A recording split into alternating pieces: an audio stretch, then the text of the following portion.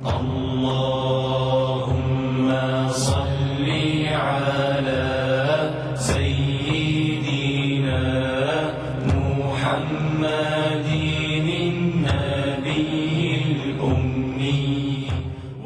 الحمد لله نحمده ونستعينه ونستغفره ونؤمن به ونتوكل عليه ونعوذ بالله من شرور أنفسنا ومن سيئات أعمالنا. من يهده الله فلا مضل له ومن يضلله فلا هادي له ونشهد أن لا إله إلا الله وحده لا شريك له ونشهد أن سيدنا ومولانا محمدا عبده ورسوله.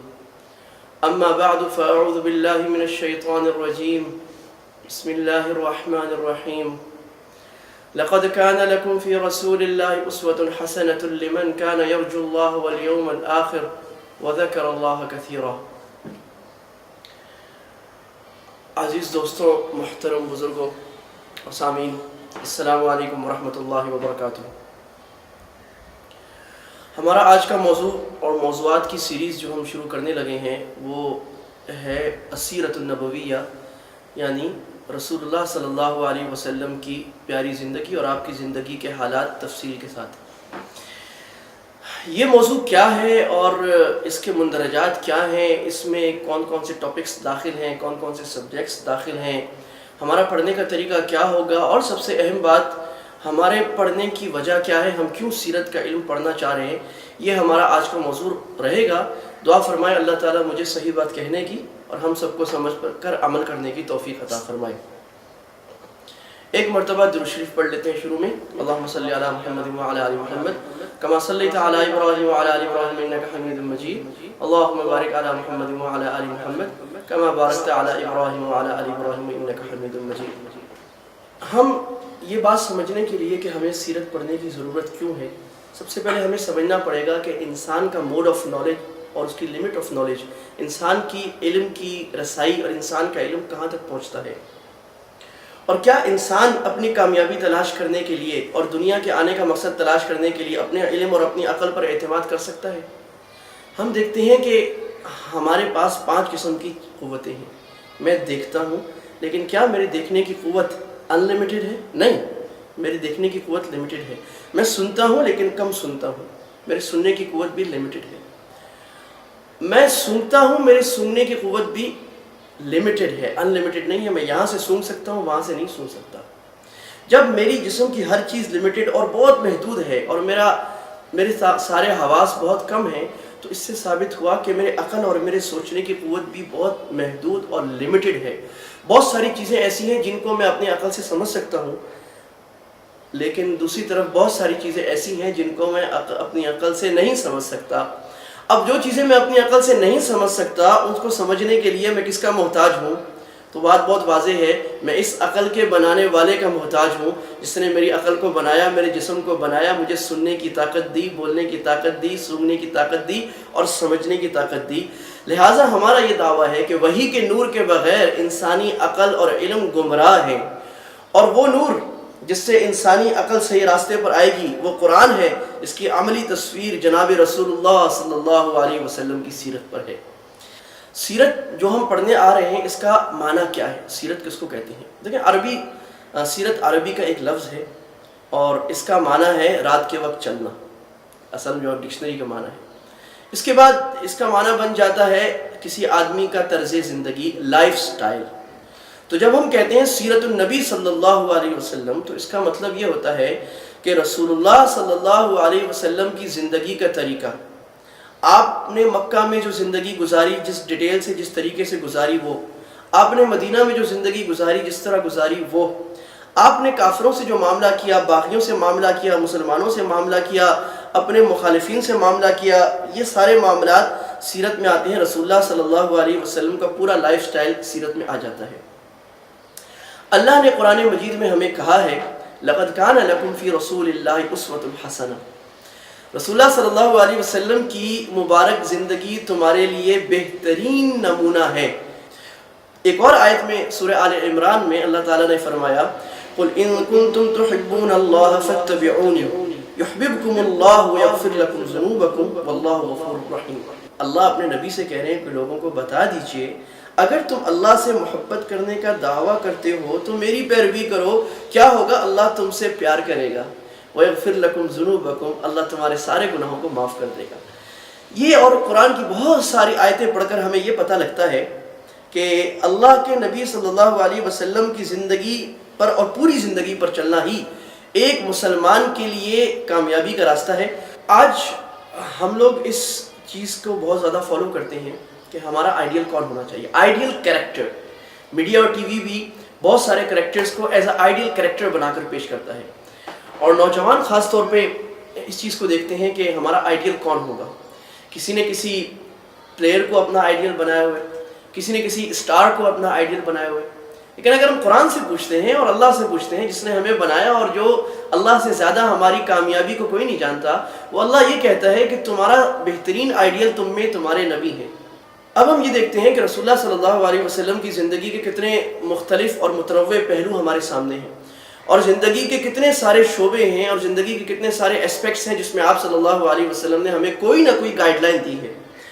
اور محمد صلی اللہ علیہ وسلم نے چونکہ اللہ تعالیٰ نے آپ کو لیڈر بنانا تھا، کمانڈر بنانا تھا، اور قیامت تک کے آنے والے انسانوں کے لیے ایک نمونہ بنانا تھا، تو اللہ تعالیٰ نے اپنے نبی صلی اللہ علیہ وسلم کی زندگی میں ہر وہ چیز دے دی جو ایک انسان کو اپنی زندگی میں کبھی بھی کام آ سکتی ہے، اور ہر اس زندگی کے شعبے میں رہنمائی دے دی جس سے انسان کبھی نہ کبھی روشنی حاصل کر سکے۔ رسول اللہ صلی اللہ علیہ وسلم کی کتنی حیثیتیں ہیں، ہم ذرا ایک طائرانہ نظر میں دیکھتے ہیں۔ ایک طرف تو آپ صلی اللہ علیہ وسلم کی دینی حیثیت ہے، جہاں آپ ایک نبی اور رسول ہیں۔ نبی اور رسول کا کام کیا ہے کہ اللہ اور بندوں کے درمیان ایک لنک قائم کرتا ہے۔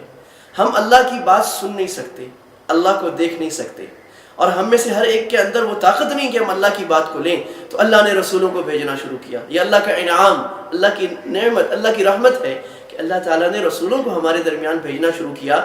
انہوں نے یہ کردار ادا کیا کہ اللہ کا پیغام ہم تک پہنچایا اور اللہ کی بات ہمیں بتائی، اور جب کوئی مشکل پڑی تو انہوں نے اس وقت کے لحاظ سے وحی کو لائے اور ہمارے زخموں پر مرہم رکھا، اور ہمیں بتایا کہ اس مشکل میں ہمارے لیے نکلنے کا راستہ کیا ہے۔ تو یہ کام ہے نبی اور رسول کا، اور نبی اور رسول کا بنیادی کام یہ ہے کہ وہ ظاہر سے ہٹا کر غیب پر لے جاتا ہے۔ دیکھیے، میری آپ کا یقین کہاں تک بنا ہوا ہے؟ جو مجھے نظر آ رہا ہے، مجھے جو نظر آ رہا ہے اس پر میرا یقین ہے۔ میرا یقین ہے یہاں سے مجھے ملے گا تو مجھے ملتا ہے، میرا یقین ہے کہ دکان سے میرا کام ہوگا تو مجھے ملتا ہے، میرا یقین ہے کہ چھری میں نے پکڑی ہے یہ میرے پھل کو کاٹے گی تو کاٹے گی، میرا یقین ہے میں گاڑی میں بیٹھوں گا، اپنے آفس پہنچوں گا، گاڑی مجھے لے جائے گی اور آفس میں میرا کام تیار ہوگا، میرا کام ہوتا ہے۔ لیکن اس سے آگے، اس کے پیچھے اور اس سے بہت دور پردے کے پیچھے کام کرنے والی ذات اللہ کی ہے۔ انسان کی ایک فطرت ہے کہ اس کو اپنی آنکھوں سے دیکھی ہوئی چیز پر یقین ہوتا ہے، اس سے آگے جو چیز ہے اس پر یقین نہیں ہوتا۔ جنت اور جنت کی ساری نعمتیں اور جنت کی نہریں اور جنت کے پھل اور جنت کے محل اور جنت کی خوبصورتیاں ہماری نظروں سے پوشیدہ ہیں، ہمیں نظر نہیں آ رہی، we can't see it۔ جہنم، اس کی ہولناکی، اس کا عذاب، اور اس کے اندر جو اللہ تعالیٰ نے مختلف قسم کی وحشتناک دردناک چیزیں ڈالی ہیں، وہ بھی ہمیں نظر نہیں آتی۔ اللہ ہمیں نظر نہیں آتا، اللہ کی صفات نظر نہیں آتی۔ اللہ پیچھے سے ہماری کس طرح حفاظت کر رہا ہے، پیچھے سے کس طرح ہمارے کام بنا رہا ہے، کس طرح ہماری دعائیں قبول کر کے اللہ نے ساری دنیا کی کتنی مخلوقات کو ہمارے کام میں لگایا ہے۔ بارش ہمارے کام میں لگی ہے، سمندر ہمارے کام میں لگے ہیں، بادل ہمارے کام میں لگے ہیں، جانور ہمارے کام میں لگے ہیں، دنیا کی ساری مخلوقات کو اللہ تعالیٰ نے ہمارے لیے لگایا ہے۔ اس طرح اللہ فرماتے ہیں وَسَخَّرَ لَكُمُ اللَّيْلَ وَالنَّهَارَ وَالشَّمْسَ وَالْقَمَرَ، اللہ نے رات کو، دن کو، سورج چاند کو تمہارے کام میں لگا دیا، ہماری خدمت میں لگا دیا، ہمیں نظر نہیں آ رہا۔ یہ دکھانے کا کام کون کرتے ہیں؟ یہ انبیاء کرتے ہیں۔ یہی وجہ ہے اللہ تعالیٰ نے سورہ بقرہ کے شروع میں فرمایا کہ ایمان والے کون ہوتے ہیں؟ الذین یؤمنون بالغیب، جو غیب پر ایمان لاتے ہیں، یعنی جو چیزیں ہماری نظروں کے سامنے نہیں ہیں اس پر ایمان لاتے ہیں۔ اب یہ غیب پر ہمیں ایمان کس طرح ہوگا، اس کے لیے اللہ نے انبیاء کا سلسلہ قائم کیا۔ نبی آتے ہیں اور وہ بتاتے ہیں بھائی یہ جو نظر آ رہا ہے صرف یہی نہیں ہے، اس کے پیچھے بہت کچھ ہے۔ جو سامنے نظر آ رہا ہے یہ تمہارے لیے ایک دھوکہ بھی ہو سکتا ہے، یہ ایک صحرا کا معراج بھی ہو سکتا ہے۔ جو نظر آ رہا ہے وہ نہیں ہے، ہم صحرا میں جاتے ہیں، ہمیں سامنے پانی نظر آتا ہے، پانی ہوتا نہیں ہے۔ تو انبیاء یہ بتاتے ہیں کہ یہ دنیا ایک دن فنا ہونے والی ہے، اس کے پیچھے جو کچھ ہے یہ بنیادی کام ہے نبی اور رسول کا، کہ دنیا کی سوچ سے ہٹا کر ایک آدمی کو ایک بہت کھلے اور بہت بڑی سوچ دیتے ہیں، اور وہ سوچ ہے اللہ اور دنیا کے بعد کی زندگی کی۔ دوسری جہت رسول اللہ صلی اللہ علیہ وسلم کی جو تھی وہ تھی ایک معلم اور استاد کی۔ ایک ٹیچر کو کیسا ہونا چاہیے، ایک استاد کو کیسا ہونا چاہیے، کس پیارے انداز سے، کس لاجیکل اور ریشنل انداز سے، کس دلیل کے ساتھ، کس پیار محبت کے ساتھ رسول اللہ صلی اللہ علیہ وسلم نے عرب کے سب سے جاہلوں کو اور عرب کے وہ لوگوں کو جن کو کسی چیز کی تمیز نہیں تھی، دنیا کے سب سے جاہل لوگ تھے، باربیرینز تھے، ان کو آپ صلی اللہ علیہ وسلم نے ایسے خوبصورت انداز سے پڑھایا اور ایسا علم دیا کہ دنیا کے سب سے زیادہ مہذب، سب سے زیادہ پڑھے لکھے اور سب سے زیادہ کامیاب لوگ بن گئے۔ یہ آپ صلی اللہ علیہ وسلم کی تعلیم کا طریقہ تھا۔ تو آپ کی زندگی میں ٹیچرز کے لیے ایک بہت بڑی رہنمائی ہے آپ کی زندگی کے ہر شعبے میں۔ آپ شیخ اور مصلح تھے، آپ اصلاح فرماتے تھے، آپ بیعت فرماتے تھے، اور آپ بڑے پیارے طریقے سے لوگوں کو سکھا دیتے تھے کہ ان کو پتہ بھی نہیں لگتا۔ ایک واقعہ آپ کے ساتھ شیئر کروں گا۔ ایک دیہاتی آیا، رسول اللہ صلی اللہ علیہ وسلم نماز پڑھا رہے تھے مسجد میں، مسجد نبوی میں۔ دیہاتی آیا، مسجد چونکہ کچی ہوتی تھی، مٹی ہوتی تھی، وہ آیا، اس نے ایک کونے پہ آ کر مسجد میں ہی بیٹھ کر قضائے حاجت سے فارغ ہونے لگ گیا، پیشاب کر دیا۔ صحابہ گئے اور فوراً اس کو ڈانٹنے لگ گئے، یہ کیا کر رہے ہو، یہ کیا کر رہے ہو؟ تو رسول اللہ صلی اللہ علیہ وسلم نے فوراً صحابہ کو روک دیا، نہیں ٹھہرو، اس کو روکو نہیں، اس کو اپنی حاجت پوری کرنے دو، لیٹ ہم ڈو اٹ۔ اور اس کے بعد جب وہ فارغ ہو گیا، آپ صلی اللہ علیہ وسلم نے اس کو بلایا، اور وہ دیہاتی تھا، اور اس کو بڑے پیار سے کہا کہ دیکھو بھائی، یہ مسجد ہے اور مسجد میں ذکر کرنا چاہیے، تلاوت کرنی چاہیے، نماز پڑھنی چاہیے، مسجد ان کاموں کے لیے صحیح نہیں۔ وہ سمجھ گیا۔ یہ آپ کا طریقہ تھا پیار اور محبت سے اصلاح کرنے کا اور تعلیم دینے کا۔ آپ قاری بھی تھے، آپ قرآن کی تلاوت کرتے تھے اور قرآن کی تلاوت سکھاتے تھے، صحابہ نے آپ سے قرآن کی تلاوت سیکھی۔ آپ ذاکر بھی تھے، آپ ذکر کے حلقے میں بیٹھتے تھے، اللہ کا ذکر جس سے دلوں کو اطمینان ہوتا ہے اور جس سے دل زندہ ہوتے ہیں، وہ آپ نے اللہ کا ذکر کرنے کا طریقہ سکھایا کہ بیٹھ کر بھی ذکر کیسے کرنا ہے، چلتے پھرتے ذکر کیسے کرنا ہے۔ آپ ایک امام بھی تھے، امام مسجد بھی تھے، اور آپ امامت بھی فرماتے تھے، اس میں بھی آپ نے طریقہ بتایا، کس نماز میں کتنا لمبا کرنا ہے، کس نماز میں کتنا چھوٹا کرنا ہے۔ جب آپ کی ہدایت تھی کہ اگر امام یہ دیکھے کہ بیوی، عورتیں اور بچے ہیں اور وہ رو رہے ہیں، یا ایسے لوگ ہیں جو کمزور ہیں، بوڑھے ہیں اور ان کو مشکل ہے، تو امام اپنی نماز کو چھوٹا کر دیں۔ آپ ایک بہترین دوست تھے، اور صحابہ فرماتے ہیں کہ رسول اللہ کو ہم سے ایسی محبت تھی کہ ہمیں پتہ نہیں لگتا کہ وہ ہم سے سب سے زیادہ محبت کرتے ہیں یا کسی اور سے، اور ہر آدمی یہ سمجھا کرتا کہ آپ کی سب سے زیادہ محبت میرے سے ہی ہے۔ تو آپ ایک بہترین دوست تھے، صحابہ آپ کے ساتھ بے تکلف بیٹھتے، جس مجلس میں آپ بیٹھے ہوتے پتہ نہیں لگتا تھا نئے آنے والے کو کہ محمد صلی اللہ علیہ وسلم کون ہے، اور صحابہ بے تکلفی کی باتیں کرتے۔ اگر آپ کوئی مشورہ دیتے، دوستی کا مشورہ، تو کسی پر ماننا ضروری نہیں ہوتا۔ آپ ایک عابد تھے، آپ کی رات عبادت میں گزرتی، آپ نے اللہ کی عبادت کرنے کا طریقہ سکھایا۔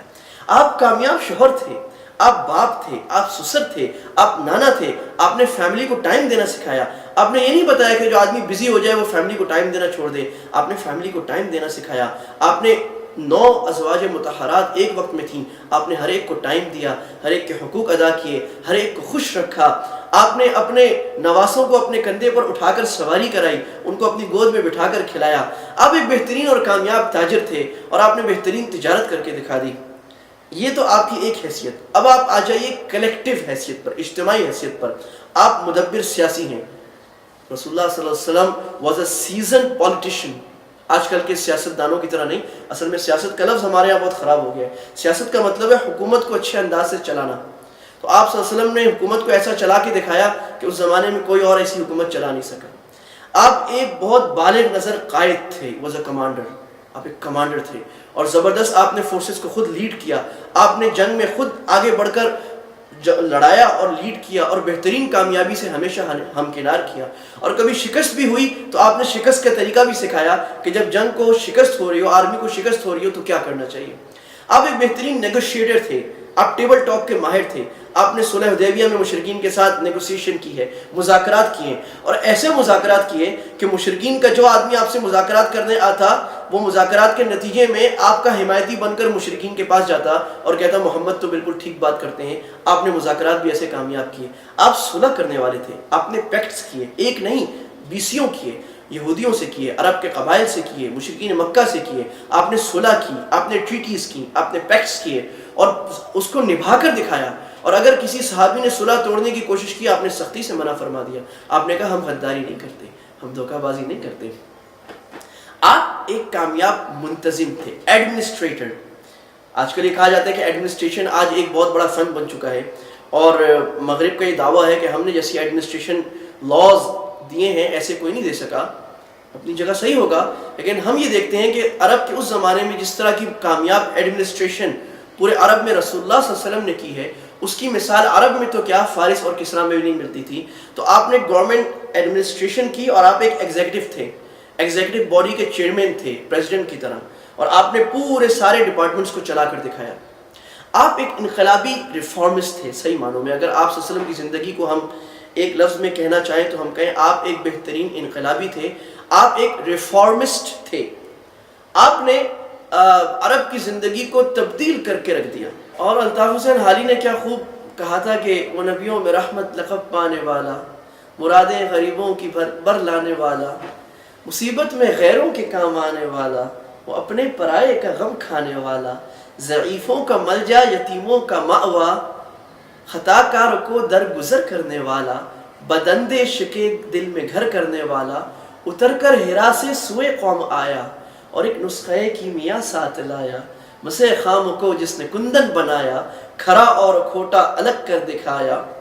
وہ بجلی کا کڑکا تھا یا صوت ہادی, وہ بجلی کا کڑکا تھا یا صوت ہادی, عرب کی زمین جس نے ساری ہلا دی, رہا ڈر نہ بیڑے کو موجے بلا کا, ادھر سے ادھر پھر گیا رخ ہوا کا.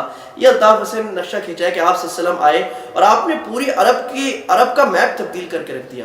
آپ نے عرب کی زندگی کی جغرافیکل لوکیشنز تبدیل کر کے رکھ دیں, آپ نے باؤنڈریز تبدیل کر دیں, آپ نے لوگوں کے مزاج تبدیل کر دیے, آپ نے لوگوں کی معیشت تبدیل کر دی, آپ نے لوگوں کو فائنینشیل سسٹمز نہیں دیے, آپ نے لوگوں کو نئے سسٹمز دیے, آپ نے تہذیب دی, آپ نے امانت دی, آپ نے دیانت دی, آپ نے وفاداری سکھائی, آپ نے سچائی سکھائی, آپ نے عورتوں کے ساتھ اچھا سلوک کرنا سکھایا, ایک دوسرے کی خیرخواہی سکھائی, ایثار سکھایا, اپنا حق چھوڑ کر دوسرے کا حق دینا سکھایا.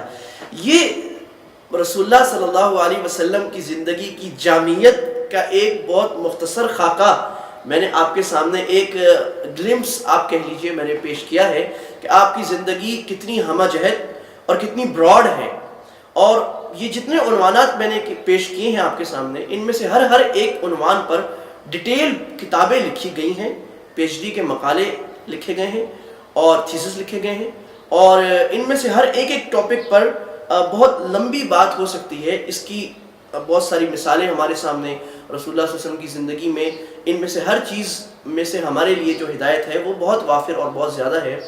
انشاءاللہ اپنے آگے کے لیکچرز میں ہم یہ دیکھیں گے کہ رسول اللہ صلی اللہ علیہ وسلم کی زندگی میں ان ڈیٹیل ہدایت ہم کیسے اور کس طرح لے سکتے ہیں, اور ہم رسول اللہ صلی اللہ علیہ وسلم کی زندگی کو اسی وجہ سے شروع سے لے کر آخر تک کوشش کریں گے کہ پورا پڑھ لیں. وآخر دعوانا الحمدللہ رب العالمین. اللهم صل على سيدنا محمد النبي الأمي